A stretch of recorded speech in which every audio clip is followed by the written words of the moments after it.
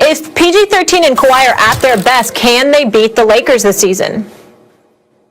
I think if they're at their best, first of all, I don't think anybody's going to beat the Lakers. But if they're at their best, I think they've got a shot.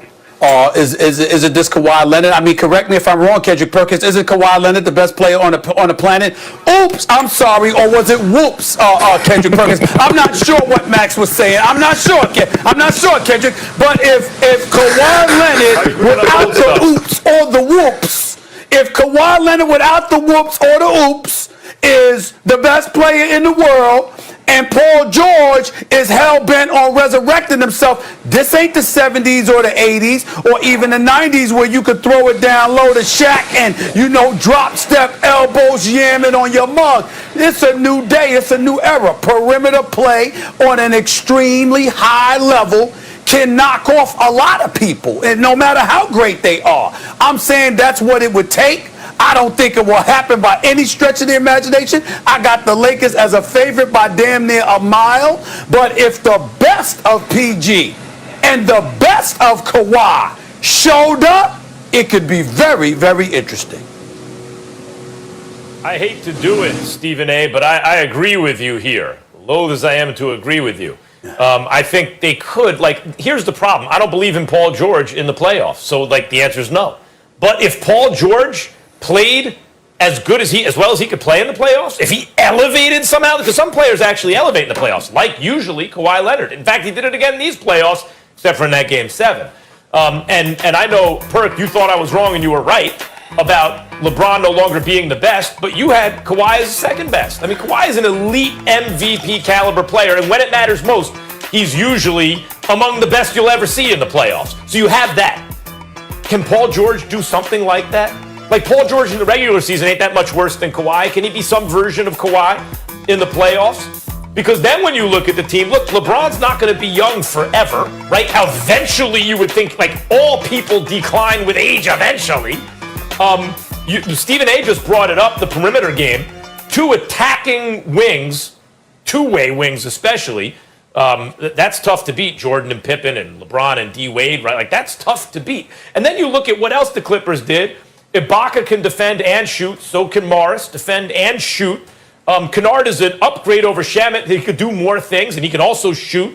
They have shooting. And then finally, the Lakers lost Rondo.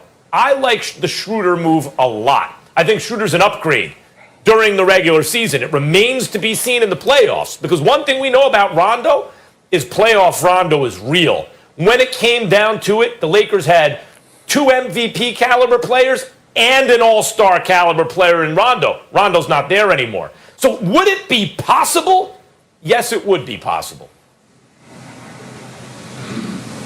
Hell no. Hell no. Look, Kawhi at his best and PG at his best is not matching up with LeBron James and Anthony Davis at their best.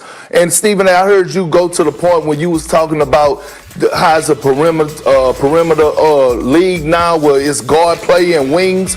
Well, look, it's Anthony Davis. He is a Shaquille O'Neal. He is a Kevin Garnett. He is a generational talent, something that we've never seen before. And the worst thing that could have happened to the NBA, not just the Clippers, but the entire NBA, is that AD got to test the waters and went all the way to win a championship. Meaning he went through the highs and the lows of being battle tested and testing those waters. So when you look at what Anthony Davis was doing in the playoffs, what he did to Portland, what he did to Houston, what he did to Denver, he killed those bigs in the low post. He took them outside. He did everything he wanted to do. At his best, at Anthony Davis' best, he is arguably the best player in the league and could possibly be an MVP candidate for the next 5 years. And by the way, this is a guy just hitting his prime at 27 years old. So, no, I'm looking at Anthony Davis, and he's the common denominator in this whole argument. He is the best in the league for us being able to use his skill set at that height, being able to defend 1 through 5s on the defensive end, and he is the one that separates the two between the Lakers and the Clippers.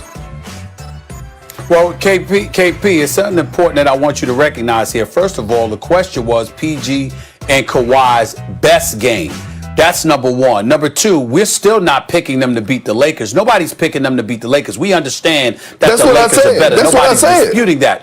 Yeah, but what I'm saying is when you look at PG and Kawhi, let's pay attention to something. When we ask the question, their best, we're assuming in terms of their best on both ends of the floor, defensively and offensively. And even though there is no answer for AD, you have to remember the stronger, because you ain't taking AD down low. You're not going to be a monster in the interior with him. The nightmare for him is somebody that can jack up shots from long range and somehow, some way, even if their eyes are closed and they praying, somehow it's going in from 30. That's the problem for AD. That's the problem for LeBron. And what I'm saying is, even though I don't believe for 1 second it's going to happen, if you have two guys that can play on an elite level like they're capable of playing, and they bring their A-plus game to the equation, I will say this, the Clippers are the number one threat to the Lakers under those circumstances.